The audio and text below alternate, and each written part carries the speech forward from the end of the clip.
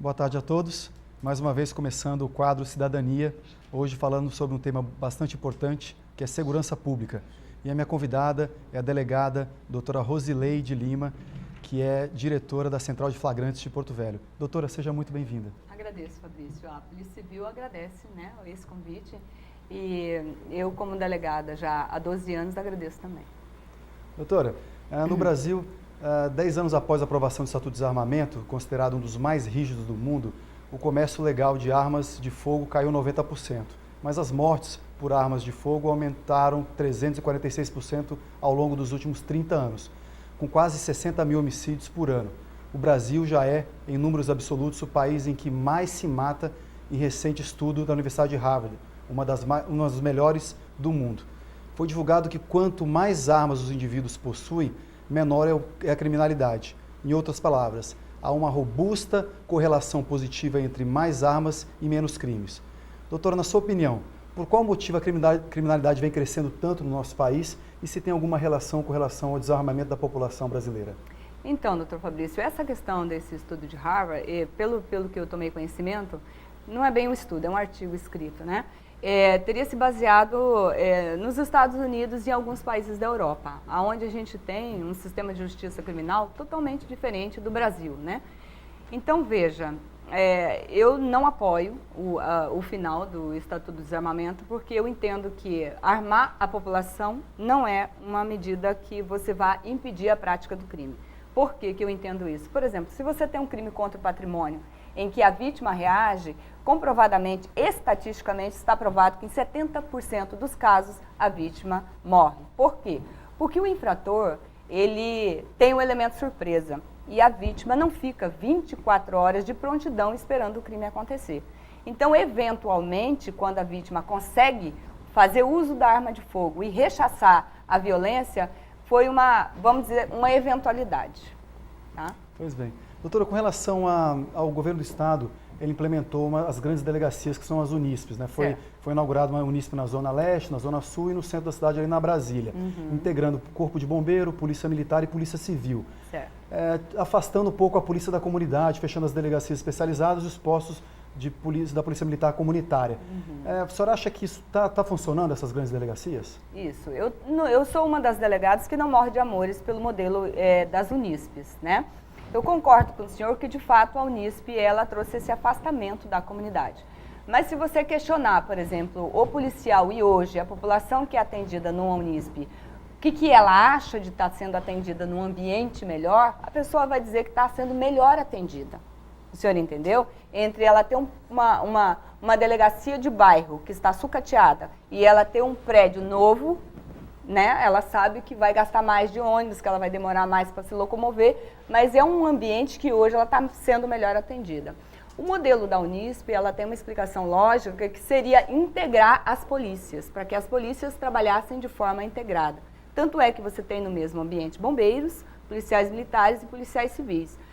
Pena que esse modelo de integração das Unispes não é uma realidade, né? Nós vivemos um momento de afastamento entre as polícias por questões aí de embates entre as instituições e tal, que não convém mencionar agora, mas a gente não vive um momento de aproximação entre as polícias, né? Então eu concluo que o modelo existe, ele precisa ser melhor desenvolvido, porque na realidade não adianta você colocar todo mundo dentro de um prédio quando você não tem um modelo de polícia que possibilite que haja essa integração. Perfeito, doutora. No ano passado, o índice de solução de todos os crimes da polícia chilena que investigou foi de 98%. Aqui no Brasil não tem um número muito ainda definido. Parece que só 8% dos crimes seriam solucionados. A pergunta é a seguinte: o que precisa fazer para melhorar, então, a qualidade das investigações? Doutor Fabrício, essa tese dos 8% é uma tese assim que foi divulgada há alguns anos em relação aos crimes de homicídios, né? Mas veja, cada estado ele tem uma realidade diferenciada, principalmente em relação aos crimes de homicídios. Alguns estados, por exemplo, já desenvolveram políticas públicas voltadas para a redução dos crimes de homicídios, como é o caso de Minas e Pernambuco. Rondônia ainda está um pouquinho atrasada em relação a isso. Mas, se você questionar qual é o índice de resolutividade hoje dos crimes de homicídios pela delegacia de homicídios, eu sou capaz de dizer para você, sem medo de errar, que é de 80%. E dos crimes de latrocínio, sem medo de errar, eu te digo que é quase 90% dos crimes de latrocínio são elucidados na nossa capital.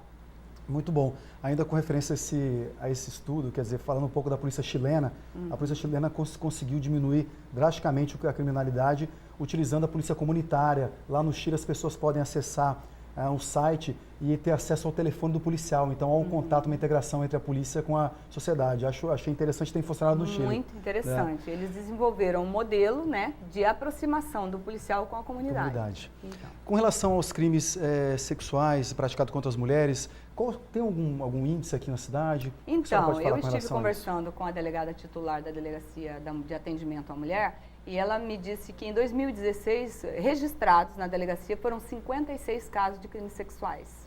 56 registrados na delegacia, na DEAN. Mas isso é uma subnotificação, doutor Fabrício. Por que eu digo que é uma subnotificação? Muitas vezes o crime sexual ele é cometido no âmbito familiar, né? E essa esposa, se ela não tem ela não confia na polícia, se ela não confia no atendimento da polícia, se ela não confia que ela vai ter todo um arcabouço que vai dar amparo para ela, ela não se desloca da residência dela à delegacia, ela não comunica o crime. Perfeito. Tá. Doutora, tendo em vista os altos índices de criminalidade, principalmente aqueles que envolvem violência, baseado na sua experiência, quais medidas devem ser implementadas para tentar diminuir a criminalidade no Brasil e principalmente na nossa capital? A questão do Chile, doutor, certamente foi uma questão de política pública, né? A gente precisa analisar. Hoje, eu concedi uma entrevista agora esse tempo atrás no rádio e nós discutimos a questão da desagregação familiar, né? A questão de que hoje não se transmite mais valores familiares. Hoje se delegou a educação dos filhos ao WhatsApp, ao Facebook, ao joguinho, né? Então, se você não transmite conhecimento, se a família não transmite valores, se o filho não está amorosamente entrelaçado com a família, se ele tem uma família desagregada, mais facilmente ele vai ser cooptado pelo crime. Então, seria questão de política pública, doutor. É questão de interferir nessa família, interferir na escola, interferir na educação. Então, é uma questão complexa. A questão da criminalidade é uma questão complexa. Você só reduz criminalidade com política pública que atue aonde está surgindo a criminalidade. Perfeito. Com relação à estrutura da Polícia Civil e Militar, você acredita que elas possuem efetivo e equipamentos suficientes para combater efetivamente o crime? O que falta mais? Precisa de mais investimento? Doutor, precisa de mais hoje pessoas? sobra boa vontade e muito sangue de polícia. Por quê? Porque hoje muita coisa se constrói, falo pela Polícia Civil, por boa vontade do policial, por boa vontade do delegado, pelo brio de ser policial. Por quê? Porque hoje o Estado não nos proporciona a melhor estrutura. Nós ainda estamos sofrendo, ainda estamos sendo sucateados, vamos dizer assim, a Polícia Civil, né? O senhor teve condições, em várias oportunidades, de visitar a Central de Flagrantes, onde eu sou diretora hoje, a Delegacia de Homicídios, a Delegacia de Patrimônio, que são prédios, vamos dizer assim, que você acha incrível que alguém trabalhe naquele local e consiga produzir bons resultados naquele local, né? Porque você nem tem como receber bem a população naqueles locais, né? Então, a gente vê que a gente está engateando, há um investimento relativo, mas que ainda, para a gente da Polícia Civil, ainda não é suficiente, sabe? Então, a gente sabe que nós estamos vivendo um quadro de crise em que o governador vira para você e fala, invente uma solução, né? Mas isso também, você consegue inventar uma solução, mas nem toda solução você consegue fazer sem dinheiro. Não é verdade? Você consegue criar certas coisas, melhorar o atendimento, humanizar o atendimento, mas quando você chega numa delegacia em que o ambiente é ruim, em que a estrutura é ruim, dificilmente você consegue entregar para a população um atendimento humanizado, né? A vítima vai sofrer naquele local. Realmente eu estive na Delegacia de Patrimônio e me surpreendeu um prédio da década Sim. de 70, caindo aos pedaços. Isso. A delegacia até de acidente de trânsito, uma vez eu fui fazer uma ocorrência, eu não consegui descer do carro de tanta lama que tinha na frente.